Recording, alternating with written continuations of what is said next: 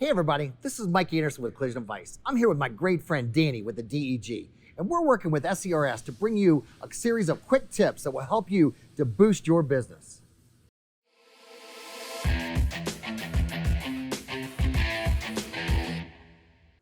Let's talk a little bit about 100% disassembly. First of all, Danny, did you and do you believe in 100% disassembly? Absolutely. Absolutely. So here's the deal. A lot of people believe in it, but most people are not doing it. Today, I'm going to share a few quick tips with you to help you to implement a culture of 100% disassembly in your organization. Now, first of all, I've had the opportunity and the honor of training a lot of estimators over my time. And I've also had the opportunity to work with a lot of young technicians who started out as apprentices. And I'm going to tell you one of the mistakes I made. One of the mistakes I made was I would always go out and tell a technician what to take off a vehicle. I'd be like, Danny, remove this part. Danny, remove this part. And you know what? Danny did exactly as I asked, nothing less or nothing more.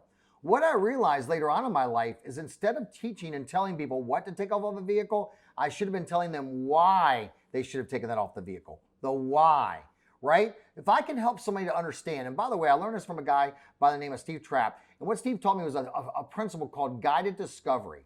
And what guided discovery is, we don't want to give people the answers. We want to lead them to an aha moment where a light bulb goes off. So if I can tell you why something needs to come off of a vehicle, then you're going to have a light bulb go off and you'll be like, oh, that makes so much sense for me. And you'll start to ask yourself, what are other things I need to take off for the same reason? So here are my tips for implementing a culture of 100% disassembly. Number one, help your staff to understand the benefits of it. What are the benefits of 100% disassembly to the CSR, the estimator, the technicians, the lot porter, or the vendor, the insurance company, the OEM, the vehicle owner?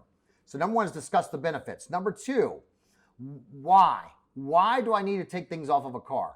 Here's what I would do. Take a flip chart, put it in your shop, and tell your technicians, let's make a list of all the reasons why we want to remove things off of a vehicle, right? Like, for example, have you R&I'd everything for ...